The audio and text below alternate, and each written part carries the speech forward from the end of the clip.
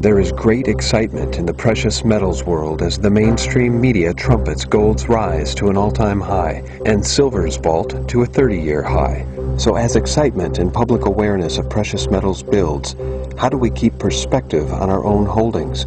And how can a new silver investor make an informed decision to buy physical silver for the first time at today's prices? How valuable is 1 ounce of silver? The mainstream media constantly touts silver's all-time high as being $50 an ounce, which was reached in 1980 when the Hunt brothers cornered the silver market. So, how much money was $50 in 1980? Well, a movie ticket cost about $2.50, a first-class stamp cost 15 cents, and a gallon of gas was $1.25, while the median household income in the United States was $17,700. So, inflation means everything. Accounting for inflation is key when discussing silver. With that perspective, let's go back to the much-discussed $50 all-time high for silver. In today's dollars, the real all-time high for silver, when adjusting for inflation, is $138 an ounce. This, according to Eric King and esteemed economist John Williams.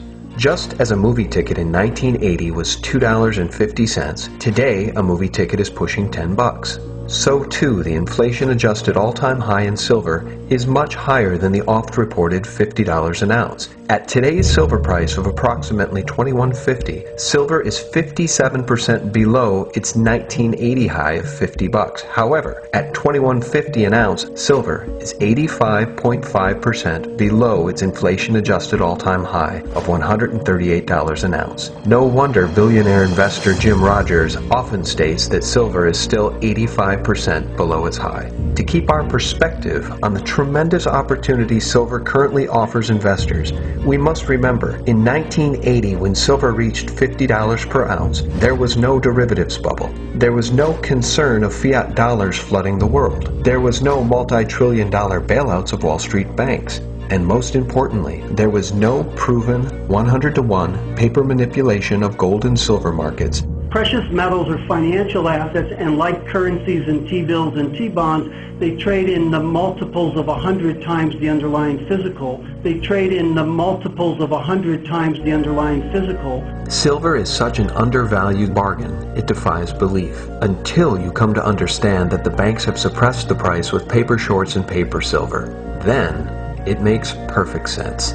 At this very moment, we are living through dramatic historical events. Both gold and silver are now breaking the bonds of the manipulation that has long suppressed them. And silver, trading in lockstep with gold, is returning to its 5,000-year history as a monetary metal.